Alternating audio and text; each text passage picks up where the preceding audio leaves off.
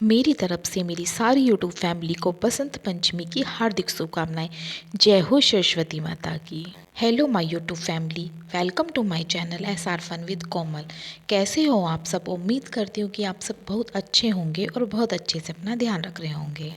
तो आज डे की स्टार्टिंग हुई कुछ इस तरह से। राघव को नहलाने के बाद उसे पीले कपड़े पहनाकर, जैसे कि कहते हैं कि बसंत पंचमी के दिन पीले कपड़े पहनने शुभ होते हैं, तो मैंने राघव को आज पीले कपड़े ही पहनाए और दोनों भाइयों को करा तैयार आज की पूजा के लिए।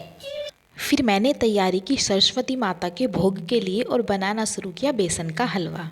कहते हैं कि सरस्वती माता के भोग के लिए हलवा या फिर मीठे चावल का जर्दा ही भोग में बनाना चाहिए, तो इसीलिए मैंने बनाया है बेसन का हलवा और ये मेरा आज बेसन का हलवा भोग के लिए बनकर तैयार है। फिर साथ ही बच्चों ने सरस्वती माता के आसन के लिए उनके दरबार को डेकोरेशन करनी स्टार्ट की। फिर हमने सरस्वती माता के लिए उनका आसन लगाया और उनके आसन के लिए हमने अपनी टेबल पर ही उनका स्थान विराजमान किया।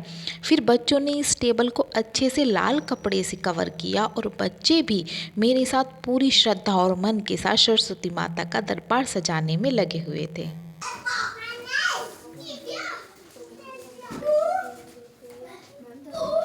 हो गया ना। फिर मैंने स्थापित की सरस्वती माता की प्रतिमा और इस प्रतिमा को फूलों की माला से सजाकर अपनी इस डेकोरेशन में 4 चांद लगा दिए। फ्रेंड्स, नेचुरल ब्यूटी की तो बात ही कुछ अलग होती है और जब ये फूल माता के दरबार में हो तो इनकी शोभा दुगनी बढ़ जाती है। फिर बच्चों ने बनानी स्टार्ट की रंगोली। कहते हैं कि सरस्वती माता के दरबार में रंगोली बनाना भी शुभ होता है, तो इसीलिए हमने आज बनाई है रंगोली माता रानी के दरबार में।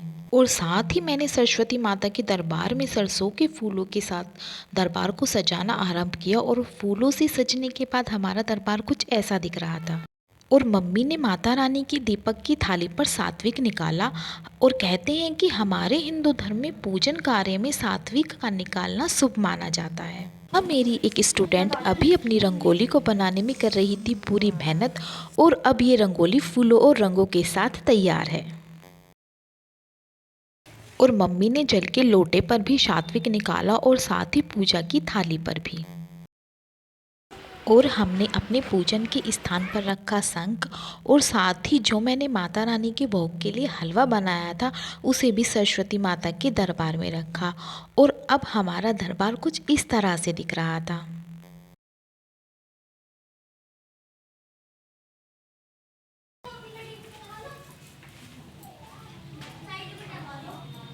फिर मैंने रखी अपनी एक बुक और साथ ही अपने और बच्चों के पेन और पेंसिलें भी।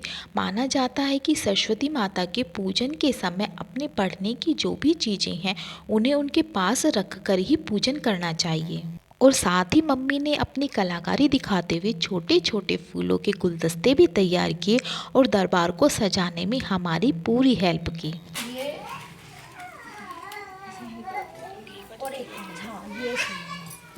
और आज तो हमारा सरस्वती माता के पूजन में साथ देने के लिए लड्डू गोपाल जी भी आए हैं, तो ये थे हमारे प्यारे से लड्डू गोपाल। तो इस तरह से सभी बच्चों के साथ सरस्वती माता के दरबार की डेकोरेशन हुई और बच्चों ने पूरी हेल्प की। और ये है मेरी सरस्वती माता का प्यारा सा दरबार। जय हो सरस्वती माता की। कुछ भी दिखाया और हमने सरस्वती माता के दरबार में रखा अपना हारमोनियम और साथ में ही रखी अपनी ढोलक भी। और इस हारमोनियम और ढोलक के साथ राघव ने शुरू कर दी अपनी ताल बजानी।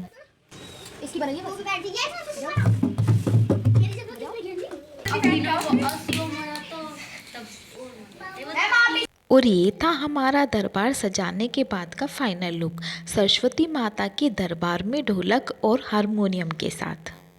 और यहाँ पर सभी बच्चों को बैठा दिया था। हाँ, उधर वाले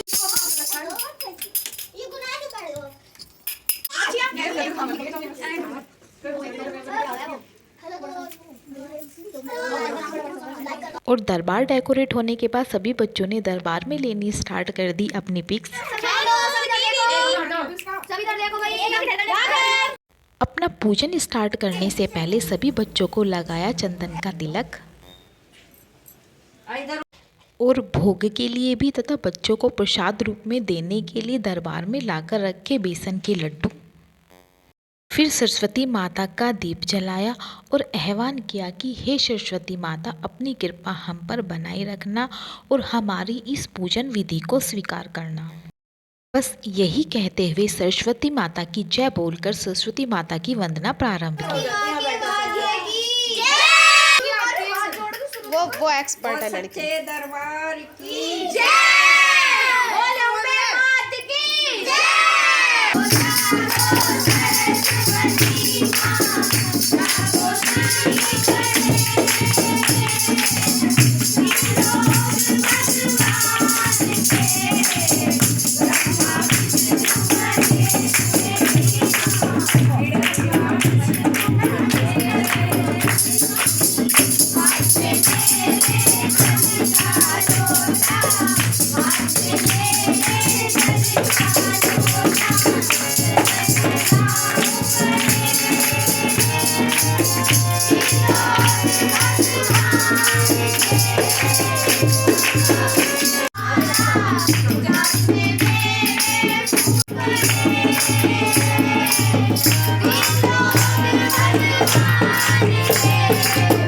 और साथ ही हमने बहुत सारे भजनों का गुणगान किया और मम्मी ने भी अपना हारमोनियम बजाकर दिखाई अपनी कलाकारी।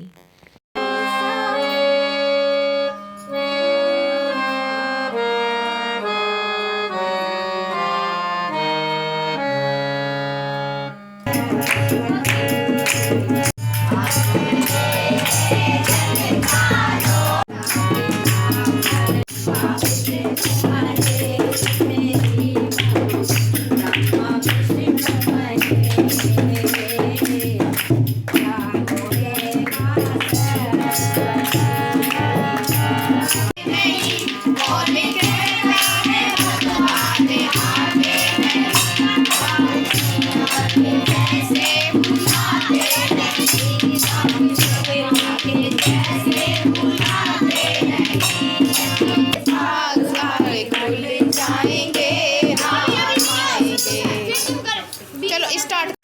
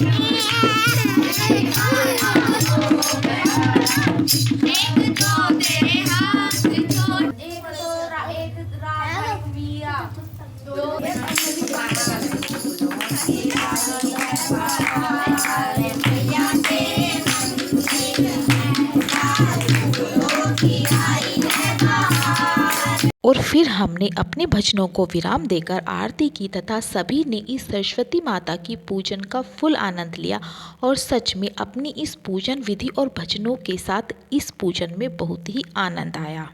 ओम जय जगदीश हरे, ज्योत में पूर्ण भावे, सुख बिन सेवन के, मन में सुख बिन सेवन के।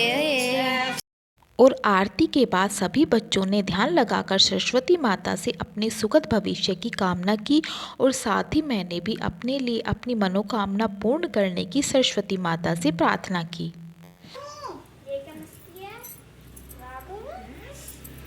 और यहाँ पर आरती के बाद हमने सरस्वती माता को लगाया अपने बनाए हुए प्रसाद का भोग।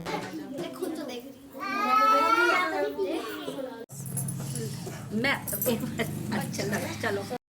और यहाँ पर लगाया राघव ने सबसे पहले भोग।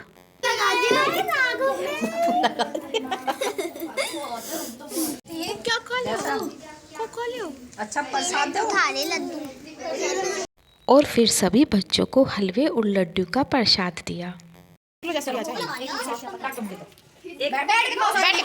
जाओ। तो फ्रेंड्स, मैं आपको बताऊं, ये दिन खास तौर पर बसंत ऋतु के आने और देवी सरस्वती की पूजा का होता है। इस दिन विद्या, ज्ञान और कला की देवी माँ सरस्वती की पूजा का विशेष महत्व है। इसीलिए हमें इस दिन माँ सरस्वती का पूजन अवश्य करना चाहिए।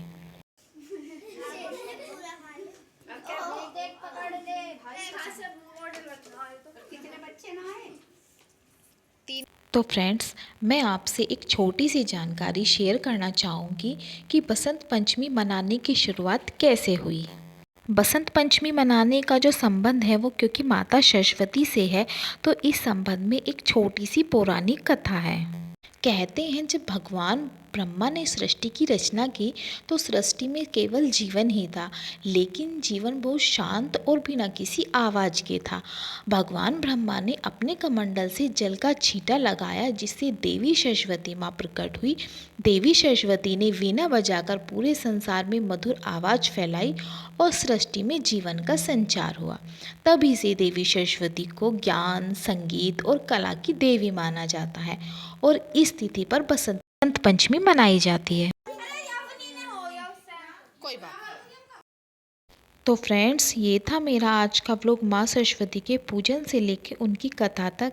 मैं माँ सरस्वती से मंगल कामना करूँगी कि माँ सरस्वती अपना आशीर्वाद हम सब पर बनाए रखे। तो बस यहीं तक था आज का मेरा ये व्लॉग कैसा लगा प्लीज़ कमेंट करके ज़रूर बताना और वीडियो को लाइक, शेयर और चैनल को सब्सक्राइब ज़रूर करना।